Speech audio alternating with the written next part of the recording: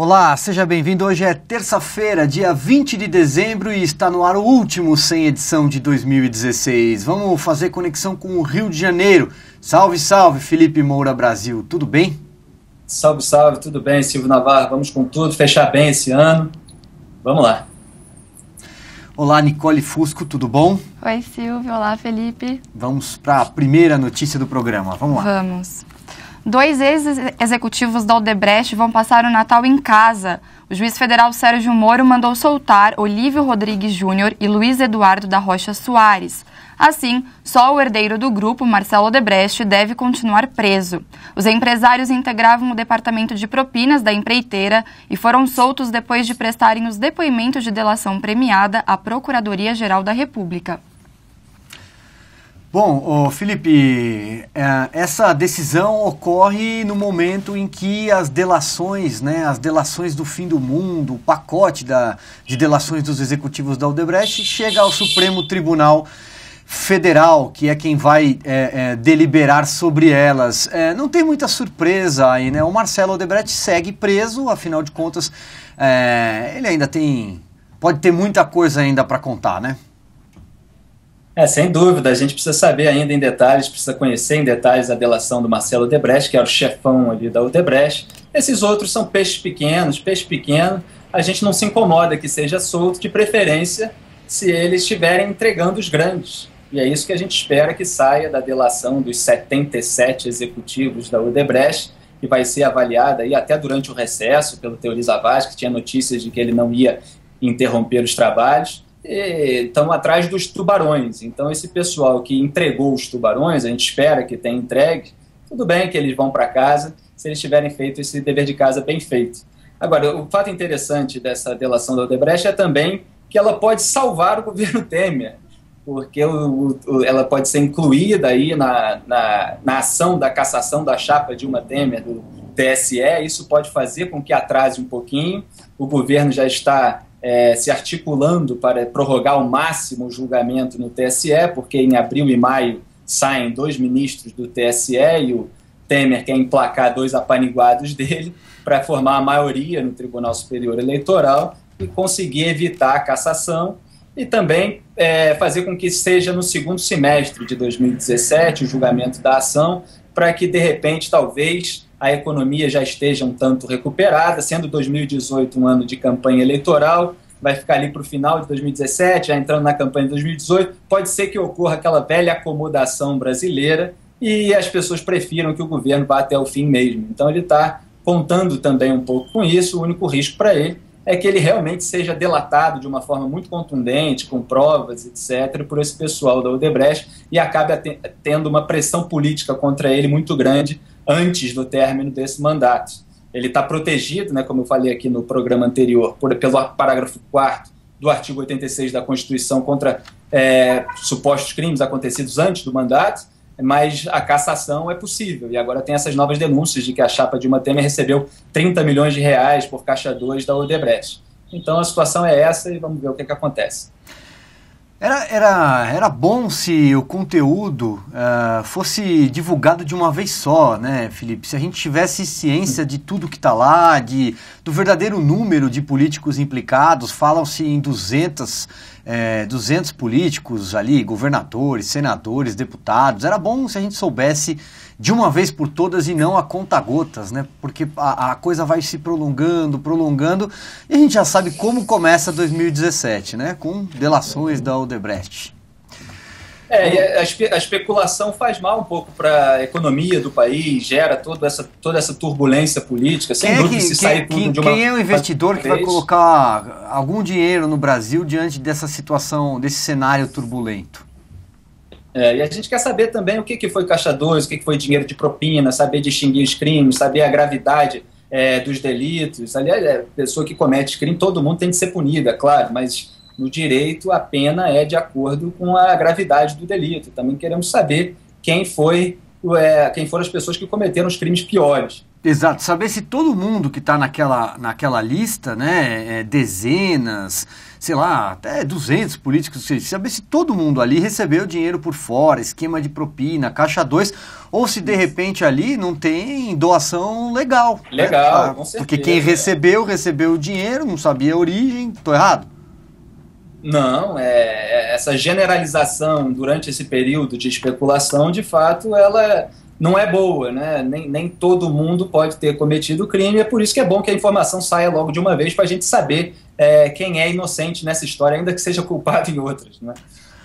Exato, se é a tal delação do fim do mundo, que o mundo acabe e que a gente tome logo ciência do que tem lá. Nicole, seguimos. Vamos. O senador Lindbergh Farias, do PT do Rio de Janeiro, teve os direitos políticos suspensos 2 vezes em menos de uma semana. Hoje, a Justiça do Rio suspendeu por 5 anos os direitos políticos do petista. Ele foi condenado por nomear 11 pessoas para a Prefeitura de Nova Iguaçu que trabalhavam simultaneamente para um vereador.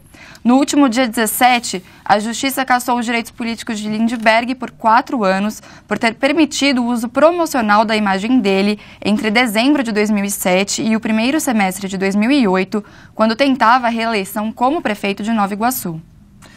O Lindbergh, Felipe, eu até achei que a gente ia falar sobre ele mais pra frente, porque você tem os vídeos aí pra mostrar na sequência, uma surpresa que você preparou aí pro programa, uma espécie de melhores momentos de 2016. Eu chamei de melhores, quem tá nos assistindo vai entender por que daqui a pouco. O Lindbergh é aquele, a gente já falou tanto do Lindbergh, né? É o cara pintada que virou um cara de pau, né? O Lindbergh assumiu a tropa de choque ali, a dianteira na tropa de choque, junto com a Glaze, nos momentos mais difíceis, nos embates mais difíceis do impeachment, e passou muita vergonha. Então eu transfiro a palavra para você aí, porque os vídeos que a gente vai mostrar daqui a pouco são autoexplicativos à luz dos dias de hoje. Ele definitivamente não tem a menor vergonha de usar os argumentos mais estapafúrdios. Nesse caso, a primeira suspensão dos direitos políticos dele, inclusive eu tuitei lá que a distribuição de leite com a logo da própria gestão, associando o nome dele, mostra a enésima mostra de que o assistencialismo petista é um meio de manter o poder. Né? Ele estava ali distribuindo coisas para se reeleger, foi disso que ele foi acusado. E nessa outra, agora que foi acusado de novo, também fazendo favorzinho ali para aliado, todas as questões imorais. O Lindbergh foi o líder masculino da bancada da chupeta, como eu chamei, no processo de impeachment, aquele pessoal que ficava esperneando o tempo todo, com um cinismo escancarado. Ele fazia ali a parte masculina com Humberto Costa, a Gleisi Hoffmann e a aliada do PCdoB, Vanessa Graziotin, fazia o resto. Ele passou vergonha também quando o juiz Sérgio Moro foi recentemente ao Senado para falar das questões de abuso de autoridade. O Lindbergh resolveu atacá-lo, mostrando supostos equívocos do Moro, ou o que ele chamou de ilegalidades, o que ele chamou de abuso de autoridade do Moro nas investigações da Lava Jato, principalmente contra o Lula. E o Moro deu um chega para lá lindo no Lindbergh, com toda aquela serenidade, mostrando que o que o Lindbergh tinha acabado de dizer mostrava que a lei de abuso de autoridade estava sendo usada como retaliação à Lava Jato para enquadrar pessoas ligadas, envolvidas na Operação Lava Jato. Né? O Lindbergh estava acusando o Moro de fazer abuso e estava dizendo que isso mostrava a necessidade da lei. E esse vídeo, inclusive, eu fiz uma edição especial dele comentando, deu mais de 500 mil visualizações no YouTube. O pessoal realmente está cansado do Lindbergh. Eu fui na manifestação, cobri a manifestação de domingo 4 de dezembro aqui no Rio de Janeiro, na praia de Copacabana, e o nome mais vaiado na manifestação inteira, eu tuitei a respeito, foi o do Lindbergh, né, que ele estava ali entre os senadores que votaram a favor dessa lei ali articulada pelo Renan Calheiros. Foi a vaia mais longa e eu acho que foi muito merecida. Quem diria, né, que o líder dos protestos pelo Fora Collor, do líder dos caras pintadas, quando ele presidia a União Nacional dos Estudantes, se tornaria esse político capaz de se prestar a essas tarefas e passar tanta vergonha no Senado, Felipe? Vamos seguir para o próximo. Só um comentário, porque há uma grande diferença entre a defesa da moralidade e a acusação, a indignação contra a imoralidade, contra a corrupção, e simplesmente você culpar adversários políticos quando eles cometem erros ou crimes. E o caso do Lindbergh ficou aí muito claro de que ele era contra aquilo tudo porque era o Collor. Se fossem aliados dele, como aconteceu durante esse ano, ele defende. É verdade. Vamos falar de outro petista, também enrolado. A Procuradoria-Geral da República apresentou ao Supremo Tribunal Federal denúncia contra o líder da minoria na Câmara dos Deputados, José Guimarães, do PT do Ceará. Ele é acusado de ter cometido os crimes de corrupção passiva e lavagem de dinheiro.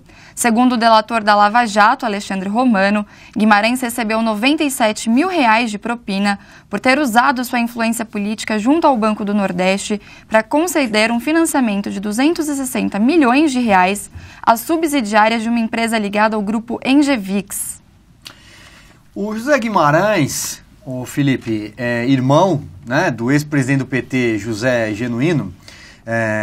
O José Guimarães, ele ficou famoso na época do Mensalão, vamos ver se você se lembra, porque um assessor dele, José Adalberto Vieira, na época, foi preso num aeroporto quando tentava embarcar com dólares escondidos na cueca.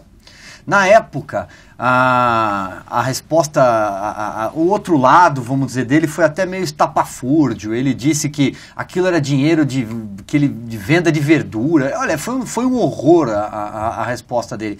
Mas já naquela época, as investigações apontavam que aquele dinheiro seria propina que ele transportava para o José Guimarães.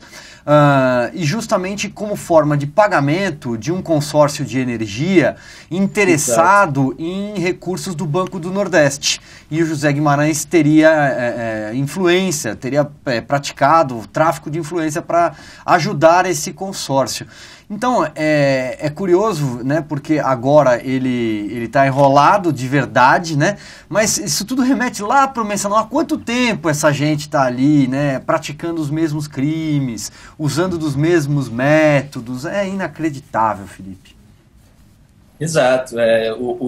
O Mensalão já estava desgastando a imagem do PT naquela época e ainda veio esse escândalo dos dólares encontrados na cueca, que é praticamente o mesmo caso dessa denúncia do Janot agora contra o José Guimarães, do Banco do Nordeste. E na verdade, aquele dinheiro da cueca, tinham 100 mil guardados na cueca e mais 200 mil numa maleta, sendo que a denúncia de agora é só de 97 mil. Então, eu também quero saber cadê o resto do dinheiro aí nessa denúncia. De repente, ainda tem mais. Porque esses recursos, né, essa cifra agora, os 97, é porque agora a gente tem um delator. Né? Exatamente. Como é mesmo o nome dele? Alexandre Romano. Alexandre Romano, é o Chambinho. Ele era conhecido como Chambinho. Então, ou seja, o delator apontou os cheques, né, que os recursos teriam saído por meio de cheques, e aí um escritório de advocacia admitiu ter recebido esses recursos. Aparentemente, a cifra pode ser maior, afinal de contas, era muito mais dinheiro transportado naquela época, quando ele foi pego no aeroporto. Porém, né, o Felipe, agora tem um rastro aí onde é possível minimamente apontar para as autoridades qual teria sido o caminho de parte do dinheiro. Em relação a isso, é bom dizer também que muitas vezes as pessoas não são punidas, não são condenadas por falta de provas suficientes, mas não porque os crimes não aconteceram. Porque você vê, passam anos, aí conseguem encontrar um delator, o delator fala daquele crime que acabou arquivado, acabou esquecido, e durante todo esse tempo, obviamente, os petistas sempre dizem que foram declarados inocentes pela justiça e tal, e não é bem assim que a banda toca. E nesse caso é bom dizer que o Banco do Nordeste é uma instituição financeira estatal, e que o José Guimarães tinha ali uma ingerência política.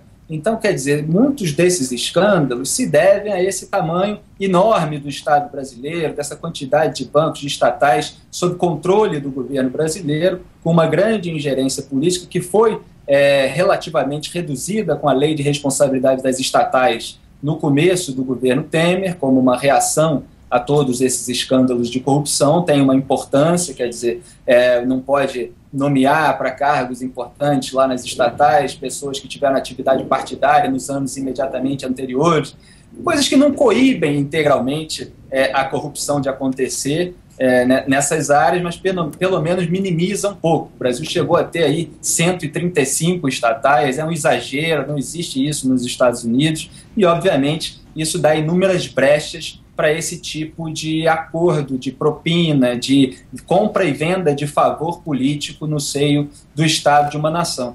Foi isso que aconteceu. José Guimarães aí está envolvido num caso desse, mais um da história petista. Você tem uma linha aí para amarrar, que a gente conversava antes do programa começar, 2016 foi um ano da derrocada do PT, né? Sem dúvida, o ano da derrocada do PT, tivemos aí o impeachment da Dilma, o Lula enquadrado pela Lava Jato, finalmente o penta denunciado virou penta réu. Teremos homenagem a ele no final do programa. É verdade, não vou antecipar então, mas Dilma... Diversas figuras importantes presas, né? Por exemplo, dois ex-ministros da Fazenda, né? Antônio Palocci e o Guido Mantega. Mais, né? Tivemos João as eleições Santana. municipais. As eleições municipais, que o PT foi escorraçado nas urnas pelo povo brasileiro, e aí teve inclusive aquela revista, não é?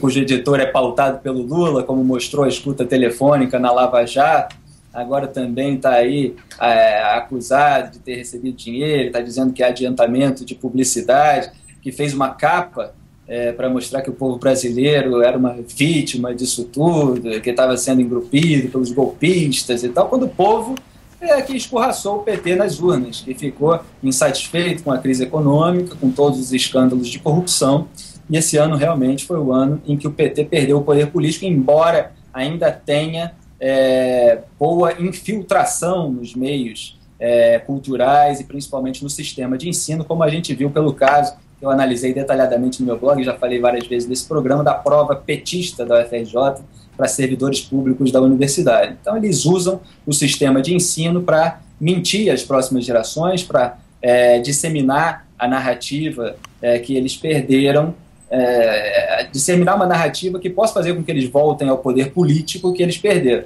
Primeiro eles conquistaram esses meios culturais, os meios de comunicação para chegar ao poder. Agora eles perderam o poder político e vão continuar investindo nessas infiltrações nos centros disseminadores de ideia da sociedade. As urnas deram um recado muito claro para o PT em outubro, Felipe. Já no primeiro turno e depois do segundo turno apenas confirmou isso. O PT saiu das eleições de 2016 como um partido ali, uma sigla média, e não mais uma das maiores siglas, legendas do Brasil. O PT tinha 645 prefeituras da eleição anterior em 2012. Saiu para essa eleição com pouco mais de 250, apenas o 10º lugar ali, numa espécie de ranking dos partidos, dividindo espaço, para você ter uma ideia, ali, com o PTB e com o DEM, o Democratas, que foi o partido que mais desidratou ao longo dos anos, justamente por sofrer, por estar como um opositor, o mais ferrenho crítico do petismo, dos anos do petismo, né? Então, assim, o PT, ele minguou nas eleições desse ano. Por exemplo, se você pegasse o estado de São Paulo, que na eleição de 2014, o Felipe já havia dado um recado claríssimo para o PT ao erguer uma muralha contra eles, né, na eleição presidencial, onde o Aécio Neves ganhou com larga margem. Não fosse Minas Gerais, talvez o resultado das urnas teria sido outro na eleição de 2014. Nesse ano, olha só, de 645 municípios, eu falei 645 agora há pouco, em número de prefeituras do PT, me corrijo. O PT tinha 630 e fez agora pouco mais de 250. Agora sim, em 645 cidades do estado de São Paulo, o PT em 2012 havia feito 72. Esse ano fez 7. Acho que tá claro, né, Felipe? Vira um partido pequeno. Agora o problema é esse pessoal do PT ser acolhido aí nos outros partidos de esquerda, que não falta no Brasil, tem 30 partidos de esquerda, e voltar à mesma coisa. Quer dizer, você não ter aí uma força cultural do outro lado para rebanhar esses eleitores desiludidos com o PT, que podem acabar indo para a extrema esquerda, para um espaço mais à esquerda ainda do PT, que é esse pessoal do PSOL, do próprio PCdoB. Aqui no Rio, muita gente estava aí caindo na lábia de Marcelo Freixo, que queria aumentar o tamanho do Estado e trazer aqui para o Rio todas as políticas que não deram certo no Brasil, né? Criar banco municipal, mais serviço público que nunca funciona, mais secretaria. Aí ele foi muito criticado, o Crivella adotou esse discurso liberal contra ele e funcionou muito bem em debate. E depois o Freixo viu que não estava funcionando, aí falou, não vou mais criar 10 secretarias e tal, mas era a proposta dele. O programa de governo do PSOL era bizarro, em muitos aspectos similares ao do PT. Então, muitos, inclusive, petistas já saíram antes de explodir os maiores escândalos do PT, tem ali Alessandro Molon, que também concorreu aqui, e vários outros. Eles podem ser absorvidos por esses outros partidos e voltarem ao poder, se a população deixar e se não surgir uma liderança do outro lado para contrabalançar isso. Legal. Bom, você selecionou aí, como eu disse agora há pouco, alguns vídeos, Felipe, que estão lá no seu blog, primeiro para mostrar alguns grandes embates ocorridos ao longo do ano, e depois uma espécie de escolha da frase do ano de 2016, segundo o blog do Felipe Moura Brasil. Vamos lá, vamos começar? Você solta aí a primeira então, Felipe? Solto, vamos começar com a Janaína? Começar pelos barracos? Então vamos lá. Os barracos do ano. Começar com a Janaína contra o senador Lindbergh Farias. Acompanhe. As pessoas medem as outras pela própria régua. Como os petistas têm vassalos e não orientandos, como eles têm vassalos, eles acreditam que os outros professores também exigem que as pessoas se ajoelhem. Os meus orientandos são juízes, promotores, advogados, pesquisadores das mais diversas orientações ideológicas. Eles nunca se submeteram a mim, eles nunca me deram uma satisfação a não ser da própria pesquisa. Porque o meu papel na universidade é formar pessoas de cabeças livres. Por isso é que eu tenho inclusive orientandos petistas e os respeito. Agora, os senhores estão me medindo conforme a régua dos senhores. Conclua. Exigem que as pessoas sejam vassalas. É com isso que eu quero acabar nesse país. Você contextualiza daí?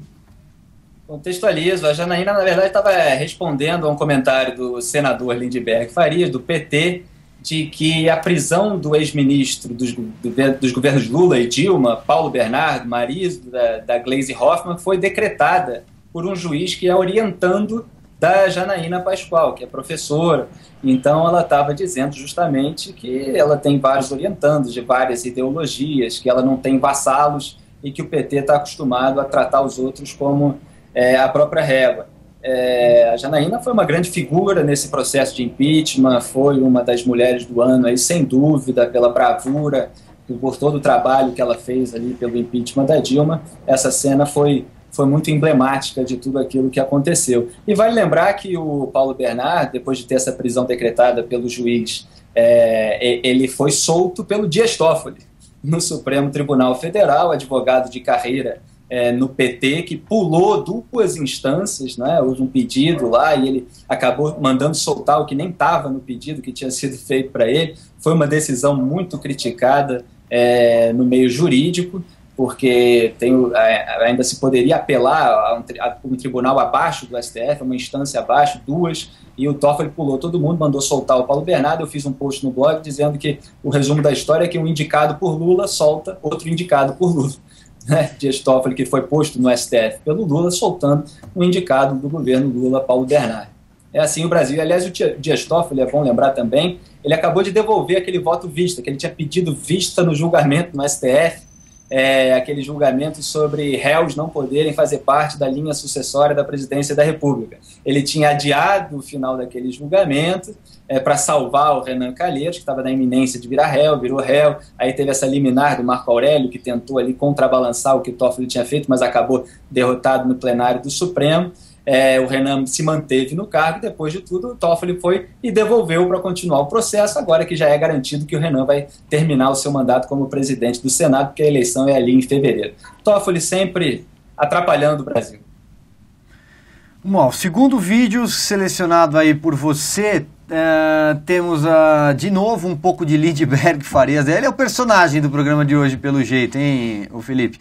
Também a senadora Gleisi Hoffmann e o senador Ronaldo Caiado. Esse sim foi um baita barraco. Acompanhe. Eu sei me dirigir aos colegas com todo respeito e não adjetivando-os de maneira a desqualificá-los, porque sou homem preparado para o debate. Mas esse cidadão que me antecedeu, eu não dirijo a ele como senador, mas como médico. Sabe por quê, senhor presidente? Porque eu tenho notado que ele ultimamente está salivando muito, com as pupilas muito dilatadas. Ele deveria primeiro apresentar as que condições ele está aqui no plenário para poder aqui sim enfrentar um debate de conteúdo. Esta é a realidade. Que é isso?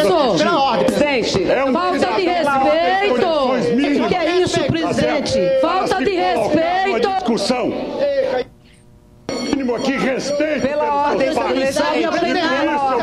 Quem sabe do senador Caiado. Aqui é um ambiente. Quem sabe do senador Caiado tem conteúdo. Quem sabe do senador Caiado respeitosa para dirigir as pessoas que aqui estão, senhor presidente. Viu? Esta é a condição que eu exijo. Ô Felipe, esse aí essa discussão ela é longa, né? Eu até citei a Gleisi Hoffmann agora há pouco, porque na verdade a discussão meio que começa com a Gleisi ali num dado momento, não é isso? Ali a gente viu a Vanessa Graziotin que está no meio entre eles, mas tem um outro momento aí que a Gleisi também entra na briga, e aí o Caiado chama o Lindbergh de canalha. Não, o Lindbergh chama o Caiado de canalha e o Caiado responde sugerindo que ele deveria passar por um teste de antidoping. Exatamente. Para você ver a que ponto chegou o embate político lá no Congresso nesse ano tão polarizado, como as pessoas gostam de dizer. Caiado, ele é ali cabeça quente também para reagir a essas coisas, e isso acaba tendo efeitos cômicos, né? Porque fica difícil não rir também dessas coisas que acontecem, e o Lindbergh, ele exagera também, deixa as pessoas estressadas, enervadas ali, com tanta distorção, inclusive, dos argumentos contrários, e ele e o Caiado se estranharam aí o ano todo, e esse foi um ápice aí desse enfrentamento. A gente assiste comendo pipoca, né? Mas lamentando também o nível do debate no Congresso Nacional. Agora, é realmente um nível muito baixo, que acaba tendo que acontecer essas respostas, né? Que a gente lamenta. Não tem muito o que falar sem me complicar sobre isso, porque é mais cômico do que qualquer outra coisa. E qual é o terceiro vídeo que você tem aí? Renan Calheiros, é isso? É isso, Renan e Gleisi, não é? Vamos a ele. Ontem a senadora Gleisi chegou ao cúmulo de dizer aqui para todo o país que o Senado Federal não tinha moral para julgar a presidente da República. Como a Eu quero tocar fogo? Não, eu quero dizer que isso não pode acontecer. Como a senadora pode fazer uma declaração dessa? Exatamente, senhor presidente, uma senadora que há 30 dias o presidente do Senado Federal conseguiu no Supremo Tribunal Federal desfazer o seu indiciamento e do seu esposo. Que havia sido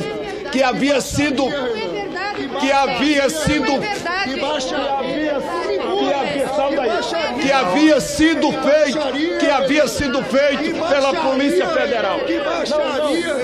Isso não pode acontecer, isso é um espetáculo triste que vocês estão dando para o país. Dispensa a sessão por 5 minutos. Pois é, você quer comentar essa daí também? Ele estava se referindo ali àquela frase que também ficou famosa da Gleisi, de que o Senado não tinha moral para julgar a presidenta. Logo a Gleisi, não é, que está denunciada aí também por ter recebido 1 milhão para a campanha dela, e também agora surgiu na delação da Odebrecht, papo de que a Dilma mandou a Odebrecht pagar 4 milhões também para a dívida da campanha dela lá no Paraná.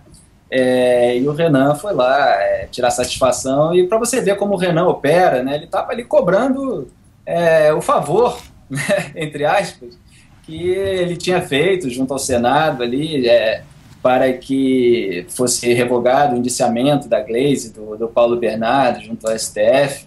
Então o Renan, ele é uma figura assim, que ele cobra os favores, ele tem as informações, ele faz as coisas, depois ele quer o retorno, né? E eu acho sim que ele sabe muito podre de muita gente ali, porque não é possível que uma figura como ele consiga manter o poder durante tanto tempo nesse país sem que tenha muitas cartadas debaixo da manga.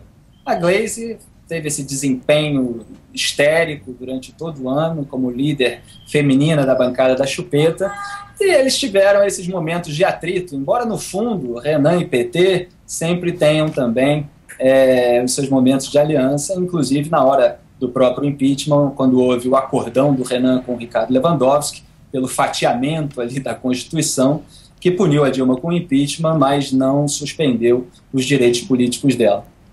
Lembrando que a Gleisi Hoffmann e o Paulo Bernardo eram conhecidos como Senhor e Senhora Propina na lista do Petrolão. Ô Felipe, agora tem a história das frases, né? Você separou 5 frases, não é isso?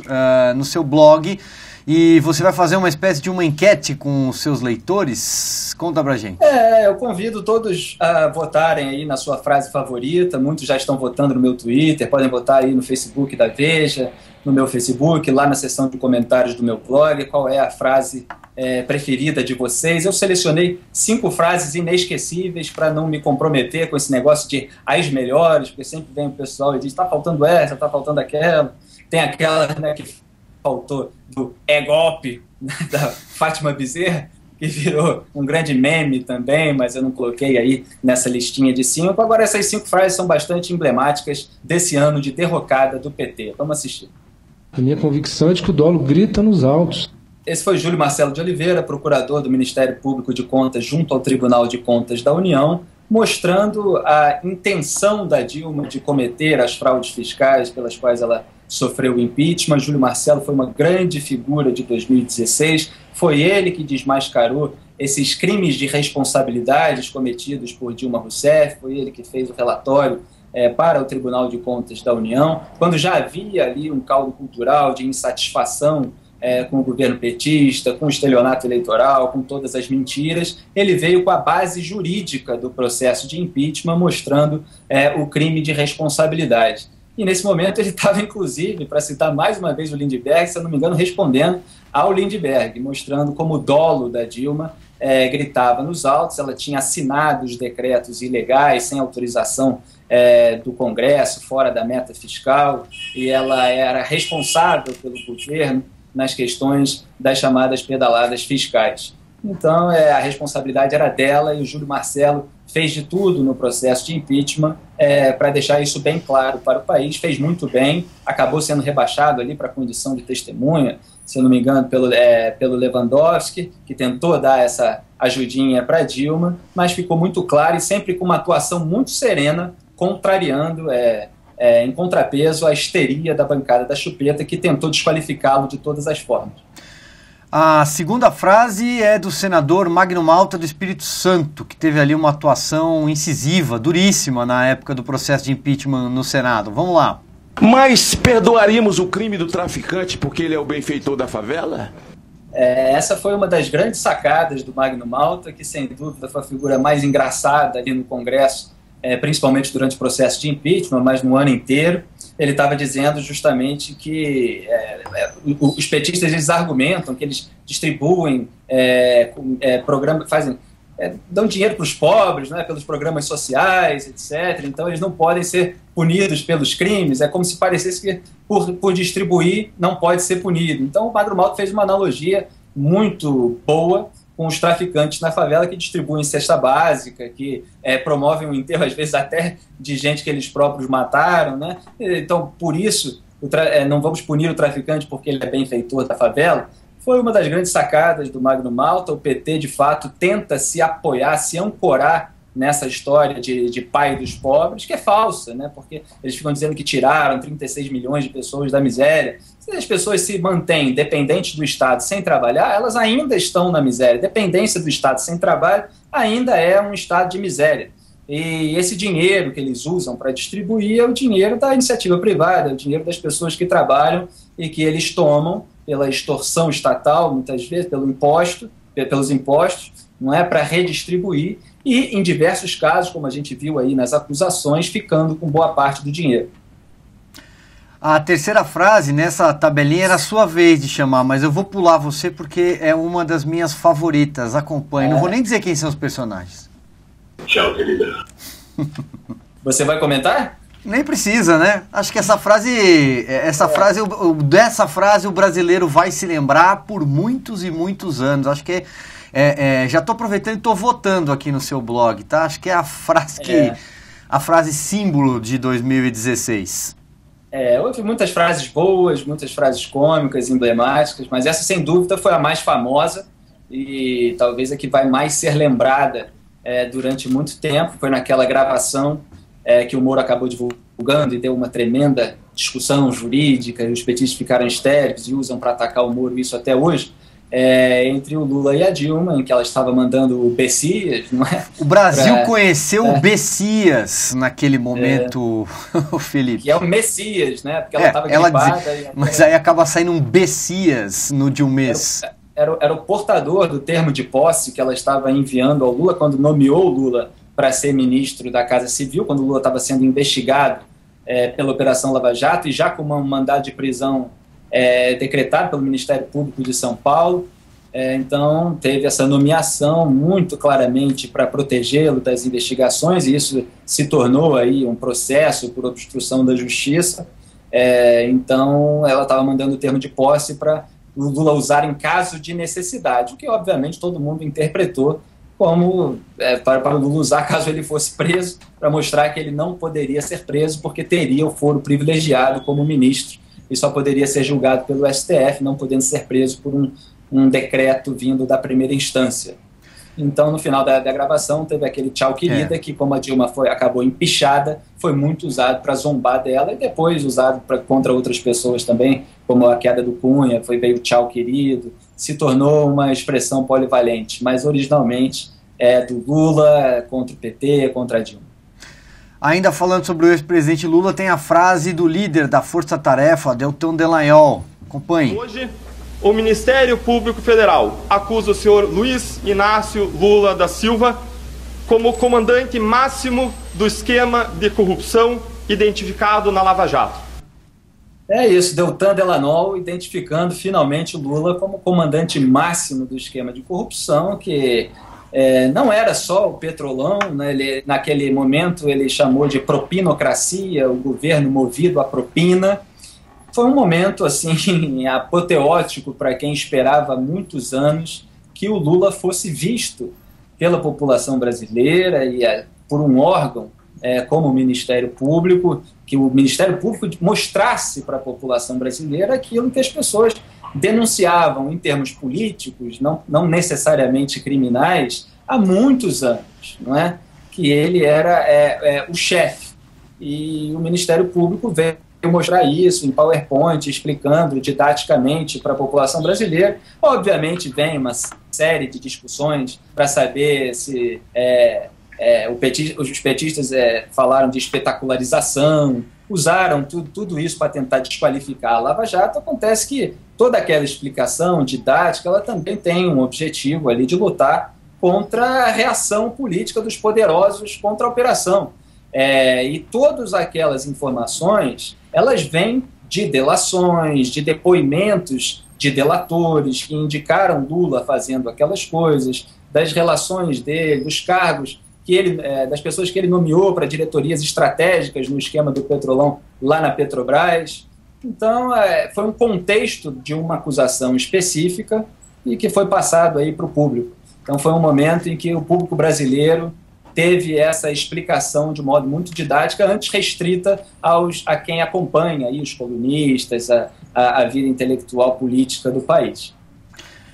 Ô Felipe, os nossos leitores, telespectadores, internautas andaram reclamando que meia hora era pouco. A gente já estourou muito tempo, então vamos correr. Anuncia aí a última frase. A última frase do zelador do Triplex. Olha, essa frase, muita gente já está votando como a frase do ano por tudo que ela representa. Vamos assistir, depois eu comento. Vocês são um bando de lixo, lixo. Então, isso foi numa audiência ali com o advogado do Lula, o Cristiano Zanin Martins, que estava tentando desqualificar o zelador José Pinheiro, que foi do triplex do Lula, tentando desqualificá-lo porque ele entrou para a carreira política depois que ficou famoso ali com o escândalo do triplex por ser uma das testemunhas que está dizendo que a família Lula estava se portando como dona mesmo do triplex. Então eles estavam querendo dizer que porque ele se tornou candidato a vereador e usou o nome de zelador do triplex, ele estava desqualificado para ser testemunha de uma coisa que aconteceu antes, né? Felizmente o juiz Sérgio Moro não comprou essa explicação e o advogado tentou interromper o momento em que o zelador estava explicando que perdeu o emprego por causa daquele escândalo, ficou sem saber o que fazer, recebeu uma proposta e aproveitou porque ele estava mal de vida e foi fazer o que era possível fazer naquele momento.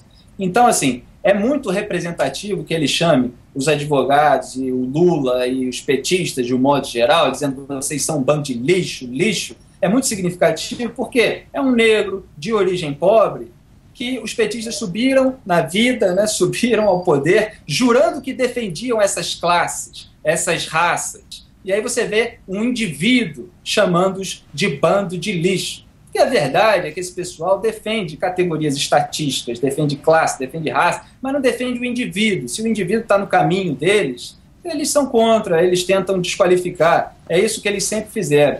E o Lula vem com esse papo de operário, de defensor dos pobres, sempre falando em categorias humanas, nesse coletivo, não é? E agora, inclusive, quer falar disso para blindar o advogado, o Roberto Teixeira, que está aí, o juiz Sérgio Moro mostrou que ele está associado, né, pelo menos na acusação, associado ao crime, que não está ali na função de relação do advogado. Então, os petistas também criaram essa nova classe de inimputável, né, que é o advogado. Então, é o operário, a mulher, é o negro, o pobre. Ninguém pode cometer crime, ninguém pode ser ruim. E existem pessoas boas e ruins em qualquer classe. Isso precisa ficar muito claro. E o José Pinheiro parece ser uma pessoa ótima, que teve ali um momento de emoção. É claro que se exacerbou, e o Moro falou que para ele se acalmar, para ele não ofender o advogado do Lula. O advogado do Lula estava indo numa linha, segundo o Moro, ofensiva, e isso foi muito representativo, porque realmente não tem preço. Você vê ali o indivíduo indo contra toda a narrativa petista.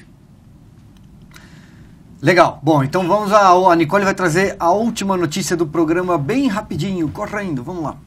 O juiz Sérgio Moro aceitou uma nova denúncia contra o ex-presidente Lula e outras 7 pessoas. De acordo com a denúncia, o petista se beneficiou com propinas da empreiteira Odebrecht na compra da cobertura vizinha dele, em São Bernardo do Campo, e na aquisição de um terreno onde seria construído o Instituto Lula. Moro também determinou o sequestro do apartamento diante do que ele chamou de indícios do que foi adquirido com proventos do crime. Ao todo, Lula é réu em 5 ações penais, sendo que essa é a terceira relacionada à Operação Lava Jato. O ex-presidente também é réu nas operações Zelotes e Janus. Bom, eu vou resumir nessa imagem que você acompanha na sua tela. Acabou de piscar aí na sua tela. O Lula é penta, Felipe Moura Brasil. Lula é penta. O penta denunciado virou penta réu, todo mundo tenta, mas só o Lula é penta. E eu fiz um post lá no meu blog mostrando que o Lula é acusado de ter praticado crimes 234 vezes. Nessas 5 denúncias constam 234 vezes em que ele cometeu o crime. Lavagem de dinheiro, 211 vezes, corrupção passiva, 17, tráfico de influência, 4, organização criminosa e obstrução da justiça.